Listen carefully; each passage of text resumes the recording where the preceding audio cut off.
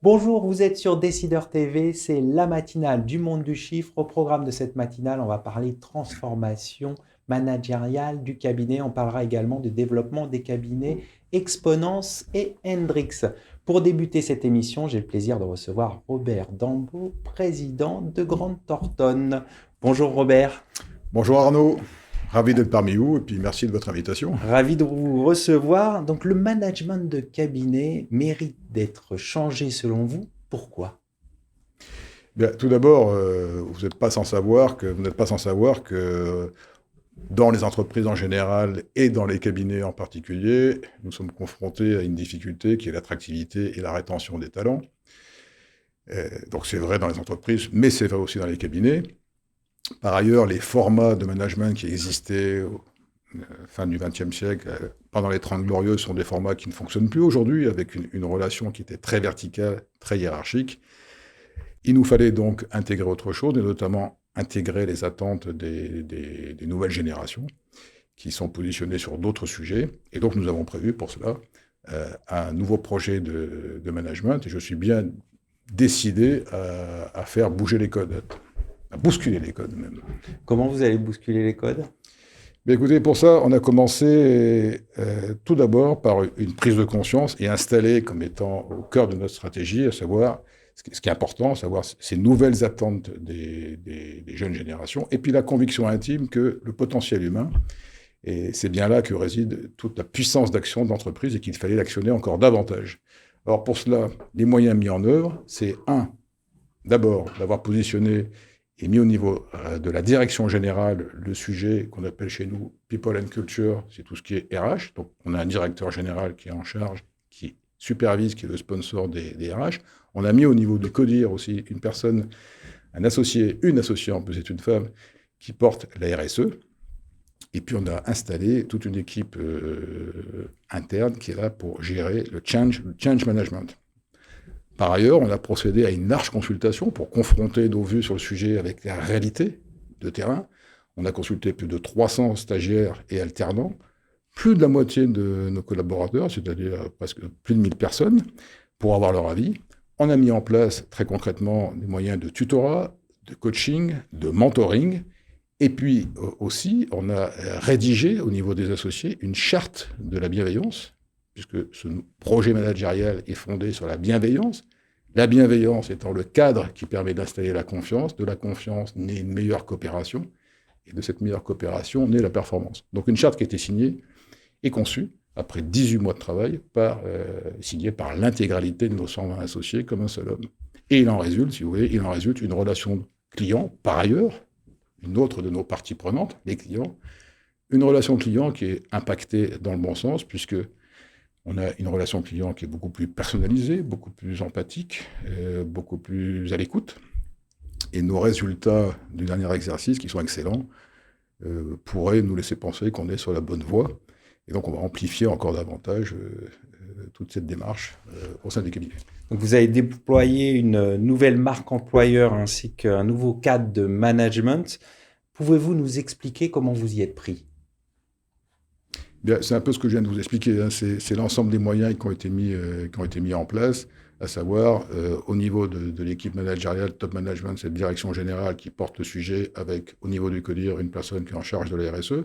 Là, il s'agit vraiment d'intégrer dans nos vues et dans nos concepts ces nouvelles aspirations des jeunes générations. Et très concrètement, après, on les décline dans les moyens. On a opérationnalisé tout ça grâce à ces enquêtes que nous avons vues, ce tutorat, ce coaching, ce mentoring qui a été mis en place et qui est vraiment effectif parce qu'il ne s'agit pas de décréter les choses, mais il faut les faire vivre très concrètement sur le terrain Et et concrètement, les vous faire voyez que fonctionner. ça crée de la valeur? Oui, la valeur, on est dans l'immatériel. Donc la valeur, ici, on n'a pas une machine à calcul qui nous permet de faire l'addition à la fin de chaque journée, à la fin de chaque semaine ou à la fin de chaque mois. On va le voir si effectivement nos clients, la relation client est meilleure, si nos collaborateurs finalement se trouvent mieux dans le cabinet, avec une relation collaborateur qui est améliorée. Donc ça va se traduire par une meilleure rétention des talents, une meilleure attractivité et une relation client qui est améliorée. Et ça va être traduit dans notre performance. C'est-à-dire le KPI, c'est bien sûr la rentabilité et le développement du cabinet, mais aussi, et beaucoup, le bien-être de nos collaborateurs. Mais ça fait un tout. Alors, si on se place dans les prochaines semaines à venir, on a une période compliquée, on a l'impression que l'horizon se dégage en tout cas. Quelle est votre vision des perspectives à venir pour Grant Thornton? Vous savez, Grant Thornton est l'acteur majeur des ETI, en France et dans le monde, hein, même si effectivement on a de grandes ambitions sur le CAC 40, notamment pour profiter de la réforme européenne de l'audit dans le commissariat aux comptes. Mais les ETI, c'est le cœur de notre marché. Et donc on les interroge souvent, nos clients. On fait des enquêtes à l'échelle française, mais à l'échelle aussi mondiale. Et ils nous disent quoi? Ils nous disent qu'ils sont optimistes, malgré les difficultés sur les prix qui se tendent, sur la pénurie des matières premières, etc. Mais optimistes, et notamment les vecteurs de croissance et d'optimisme, c'est l'international, c'est l'export. Et tout ce qui va être international, avec la recherche de nouveaux marchés, nouvelle reconfiguration des chaînes de valeur, etc. Et puis par ailleurs, ce qu'on constate, c'est des mouvements qui sont une réglementation, une responsabilité, je dirais, qui s'installe encore davantage dans le monde des affaires, avec des sujets comme dont on a vu l'avènement, hein, tout ce qui est lutte anticorruption, tout ce qui est loi Sapin 2, la conformité. Donc ces sujets-là s'accroissent, avec notamment maintenant tout ce qui est taxonomie sur le SG, d'une part, et puis par ailleurs, tout ce qui va accompagner la RSE. Et donc tous ces modèles qui changent nous ont amené, Grant Thornton, à bien évidemment se positionner, faire des investissements qu'on a déjà annoncés au marché, et d'autres sont là, vraiment, qui vont arriver, qu'on annoncera très bientôt, pour apporter une offre complémentaire et accompagner nos clients dans toute cette transformation qui sont fondamentales. Pour terminer, les dirigeants sont plutôt confiants de ce que vous en savez? Oui, c'est de l'avenir, oui, et ce qu'on fait pour eux également. On va conclure là-dessus. Merci d'être passé sur notre plateau. C'était un plaisir. Merci beaucoup.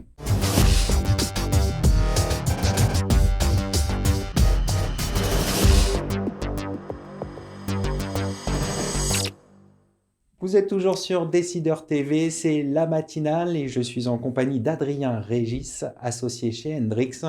Hendrix qui vient de s'armer d'une équipe d'avocats. Adrien, bonjour. Bonjour. Alors, quel est l'intérêt pour un cabinet d'expertise comptable de s'armer d'une équipe d'avocats? Les métiers du droit et les métiers du chiffre offrent de belles synergies. Il est important pour nous de pouvoir capitaliser sur ces synergies.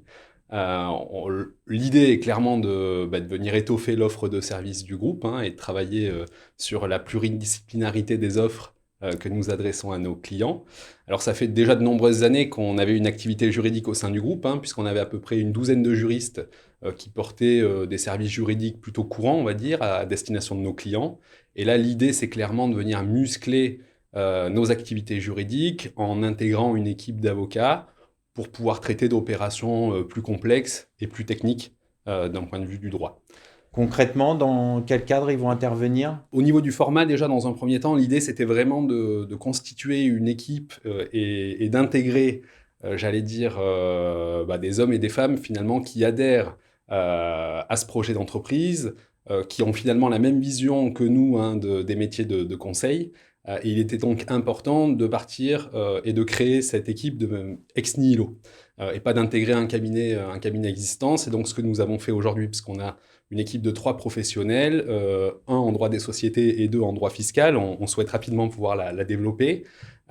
Et du coup, ces professionnels vont pouvoir adresser des problématiques assez importantes pour nos clients. On le constate au quotidien, de sécurisation juridique. En termes de droit des sociétés, par exemple, aujourd'hui, l'idée, c'est de pouvoir accompagner nos clients sur toutes les opérations de transmission et de réorganisation et de restructuration juridique de groupe, toutes les opérations de haut de bilan d'une manière générale, et puis également tout ce qui est aujourd'hui, et qu'on voit de plus en plus, tout ce qui est l'actionnariat salarié dans les entreprises et dans les groupes. Concernant le droit fiscal, l'idée, c'est de pouvoir accompagner nos clients sur les sujets, j'allais dire, les plus courants. Ça veut dire l'accompagnement en précontentieux et en contentieux fiscal, la sécurisation et l'optimisation des opérations de transmission et de restructuration juridique, et également, on va dire, plutôt sur des aspects plus patrimoniaux liés aux personnes physiques. Donc, on va parler d'impôt sur le revenu, d'IFI, et également, j'allais dire, de droit de succession et de droit de donation. Voilà donc les offres que demain nous pourrons proposer, que nous pouvons proposer d'ores et déjà d'ailleurs à nos clients. Pour vous, l'interprofessionnalité, c'est vraiment un levier de développement pour les cabinets d'expertise comptable désormais? Oui, c'est un fort levier de développement. L'interprofessionnalité, c'est clair. Depuis un certain temps, le groupe s'appuie sur cette notion, j'allais dire, pour se développer. Et clairement, on le constate tous les jours. Quand on se retrouve à plusieurs professionnels autour de la table, ça nous permet quand même de proposer un service à haute valeur ajoutée, dont sont friands nos clients, principalement les PME et les ETI.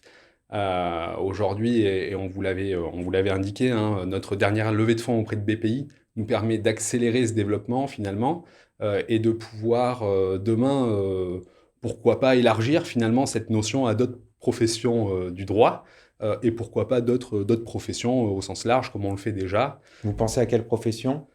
Principalement au niveau du droit, je pense qu'il y a de belles synergies également avec les huissiers, puisque j'allais dire sur la partie du poste client notamment, c'est une mission et c'est un conseil qu'on propose déjà régulièrement à nos clients, et là on pourrait le rendre encore plus pertinent. On va conclure là-dessus. Merci d'être passé sur notre plateau. Je vous remercie.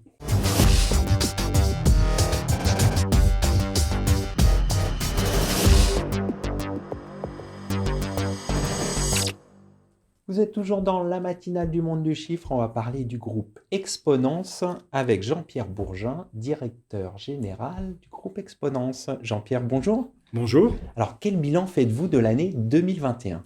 Écoutez, 2021 a suivi l'année 2020 qui était quand même un peu troublée pour nous tous. Et c'est vrai qu'après l'insouciance de l'été 2020, on se disait nous allons repartir sur un exercice 2021 en toute sérénité.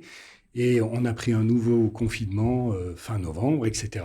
Donc, inquiétude complémentaire, mais finalement, tout s'est bien passé grâce à la présence de nos équipes notamment, et à notre dynamisme et au dynamisme de nos clients. Et puis, effectivement, tout s'est plutôt bien passé, puisque on termine l'année 2020-2021 avec une croissance de chiffre d'affaires de 7%, sachant qu'on a réalisé 2 opérations au cours de l'exercice 2021, avec 2 acquisitions de petits cabinets, DFG et Exolia, qui nous ont permis encore d'asseoir notre présence au sein de l'Île-de-France, parmi la profession. Notre société fait aujourd'hui 40 millions d'euros de chiffre d'affaires. Et ma foi, on peut dire que ça se passe tout à fait bien cette année 2021, après beaucoup d'inquiétudes 2020.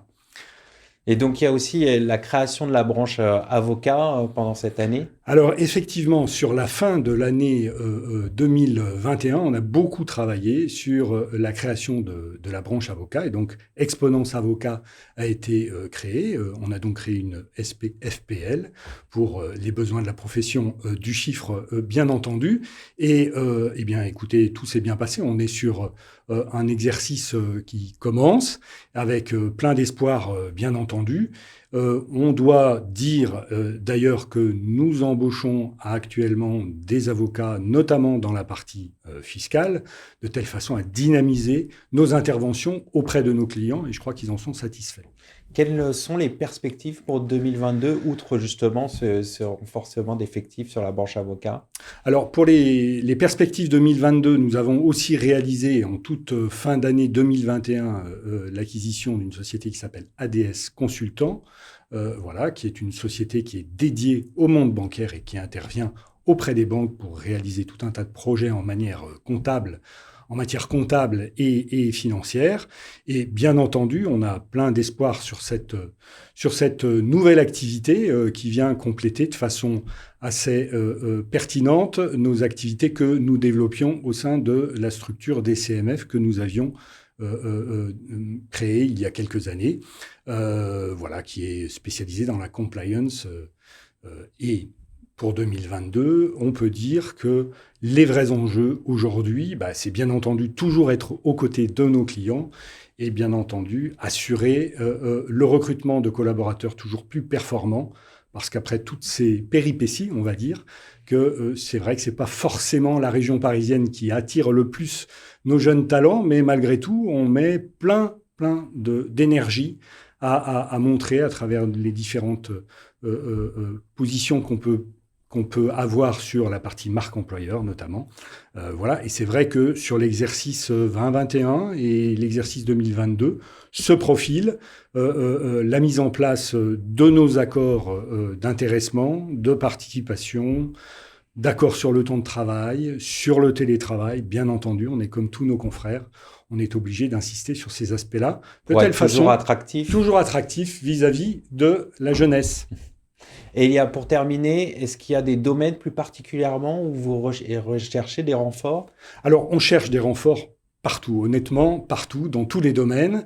Voilà, mais c'est vrai que c'est très marqué là en ce moment sur la partie fiscale, sur la partie audit, bien entendu, sur la partie aussi corporate finance, c'est aussi un point important. Voilà, et puis d'autant plus que nous avons développé, on est en plein déploiement de notre nouvel outil de CRM, qui doit dire prend bien ses marques avec beaucoup de cross-selling entre nous. Et il est vrai qu'on a besoin vraiment de grandes ressources. Donc, effectivement, l'appel est lancé sur notre plateau. L'appel est plateau. lancé, exactement. Merci d'être passé sur le plateau Avec de la plaisir. matinale. Merci à toutes et à tous pour votre fidélité et à très bientôt pour un nouveau numéro de la matinale.